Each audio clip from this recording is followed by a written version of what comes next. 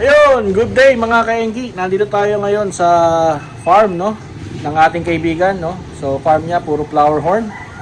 At i-video lang natin sandali. Baka may kumindat sa inyo at may magustuhan kayo, no.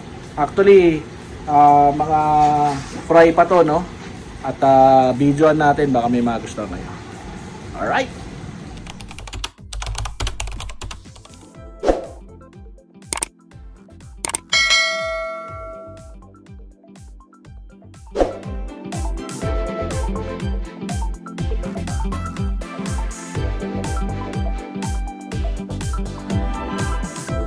So, itong flower horn pala na to, galing to ng dito lang yan, no?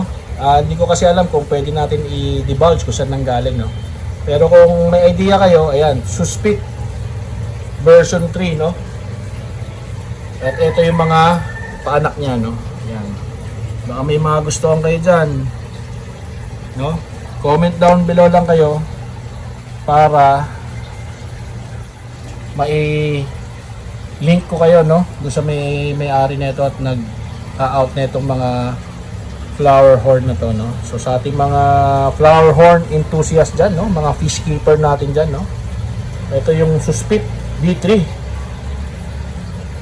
Yan. So silipin natin yung mga iba dito, ayan, no.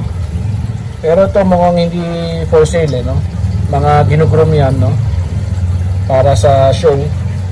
Pero ito, pakita ko sa inyo, no, itong Black Clover version 2 naman, no. Yan, ang daming paanak rin yan, no. Baka may kumindat uli sa inyo. Napaka-healthy, nakita nyo naman, no. Yan, no. Teka, nagre-reflect yung ilaw, eh. Yun, mas maganda ang kuha.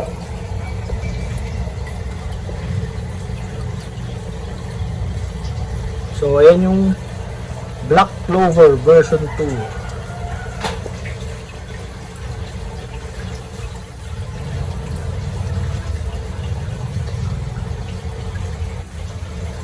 Siyempre, silipin na rin natin yung katabi niya. Ayun, o.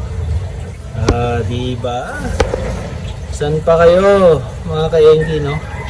So, yan, no? Oh, napaka-active. Flower horn, flower horn.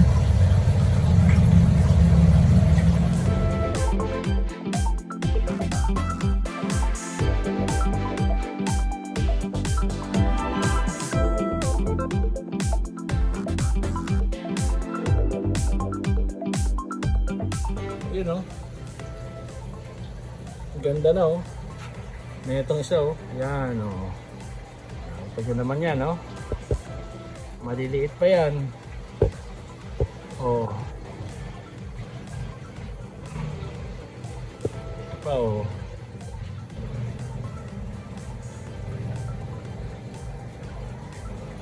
Yan, oh. Ito pa, oh.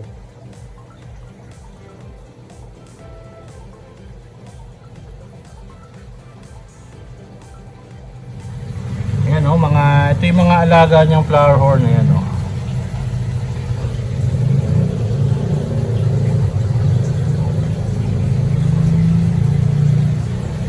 Tapos meron pa dito sa baba. So nire-ready niya itong mga tabs na to, no? Ayan, oh. Ayan, no? So nire-ready niya na yan for grooming. Tapos may mga na-separate na rin siya ng mga isda dito. Ayan, o. Makita nyo ba yan?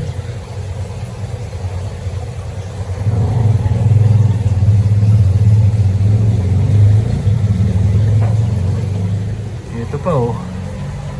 Sawa tayo sa flower horn dito. Message down below lang, comment lang kayo, no, kung may nakursunodaan kayo.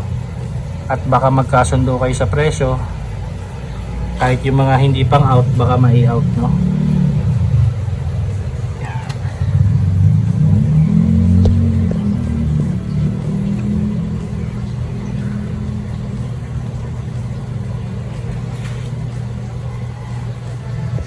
Yun, no? So lipat naman tayo dito sa kabila, no? So meron ditong Kinsay B4, no? Tapos doon sa baba may Caracasio version 1. Tara, silipin natin. Yun, no? So simulan natin dito sa Kansilay version 1, no? Ibig sabihin yan, yan yung mga unang paanak, no? Kung makikita natin, no, napaka-active, ang ganda ng mga pearls niya, no? Pero mostly daw yung Kansilay is female, no? Pampares talaga. So syempre diyan tayo kumukuha ng traits, no, ng ating mga pang-alaga, pang-show, no? Ayan, no?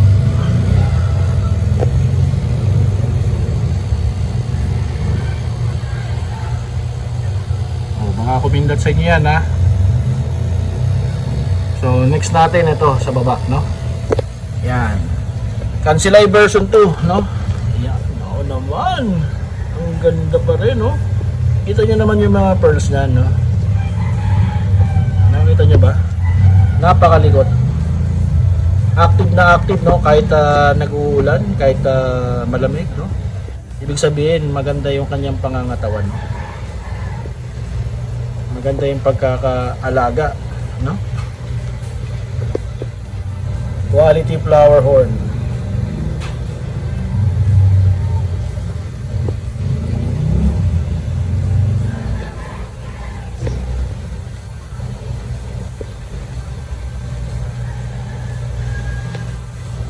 Siyempre kung gusto nyo kumuha, no? Ayan, meron tayong Kansilay B4, no? Ito na yon, no? Baka may kumindat sa inyo. Yan. Yan, no? So marami pa dito, no? Ilang mga 10 piraso pa mahigit to, no? At baka naghahanap kayo ng pamares, no? Or gawin natin, magpa-grow out challenge tayo, no? Kung talagang wala nang paglalagyan, pwede yun, no? Grow out challenge, random na pili, tapos magbabayad lang kayo entry, sa inyo na yung isda. After 1 month, diba, may cash prize. 1 month tuloy, mga 6 months, no? Yan. Ayan, no? So, Karakasa version 1 to, no? Yan, no? So, iilan na lang to. Mga 5 piraso na lang. At, puntahan nyo na dito kagad, no? Sa Parañaque lang naman to, malapit lang. I think pwede rin naman yata siya mag-ship Luzon wide, no? Kasi hindi pa natin nakakausap yung transshipper kung Visayas at Mindanao. Pero dito sa Luzon, ayan, no?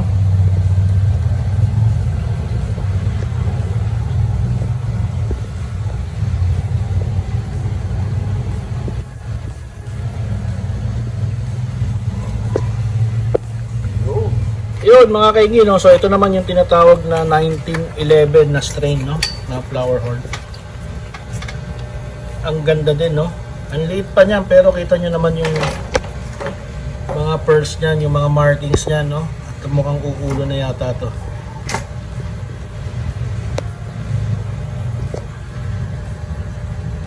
Diba? Kaya ano pang hinihintay nyo mga kaenggi, no? Like and subscribe na kung di pa pala kayo nakasubscribe, no? Share nyo na rin tong video na to, baka may tropa kayo naghahanap ng flower horn dyan.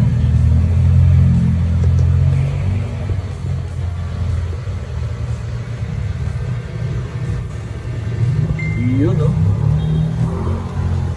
Siyempre yung last natin is yung Omni, no? Yan, yung Omni na strain, no? Ng flower horn. Ito medyo parang spotted naman ang dating na ito, no? Hindi yan nasakit, hindi yan white spot, no? Talagang pearl niya, pero ibang, kumbaga ibang klase naman yung pagka-pearl na ito. Kita nyo naman, no? Nang kikikinang. Yun, no? So marami pang darating rin, ano, na mga strain dito. Pero as of now, no, yan ang mga nandito. Omni 911. Tapos yung mga Kansilay, Caracao, yung black clover. Pero itong pinapakita ko sa inyo ngayon is Omni strain, no. Yeah.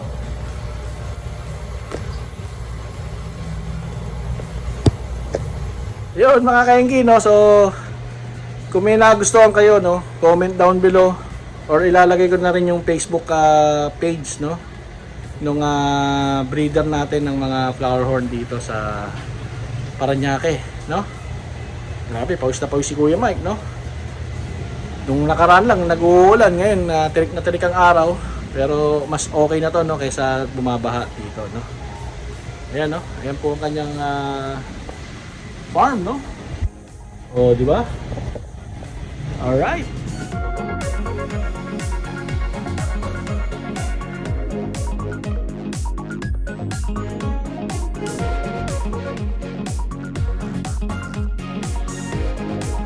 Yun mga kaingi, bonus video, no? So ito yung ating na-fishing, no? Nabing wit, no? Doon, no? Sa bahay ng ating kaibigan, sa breeder ng flower horn, no? So acclimate ko muna siya dito, no? Dito natin siya ilalagay sa ating talisay tub para mas gumanda pa yung kanyang kulay, no? Alright. So acclimate muna natin sila dito, no? Tapos maya-maya magpakain tayo ng mga isda natin, no? Kasi nga maaga tayo umalis kanina at tayo ay nag-community service. Pumunta tayo ng Santa Quiteria Elementary School sa Caloocan, no? Yan, no? Yun, no? So na-acclimate na natin, i-release na natin siya dito. Alright.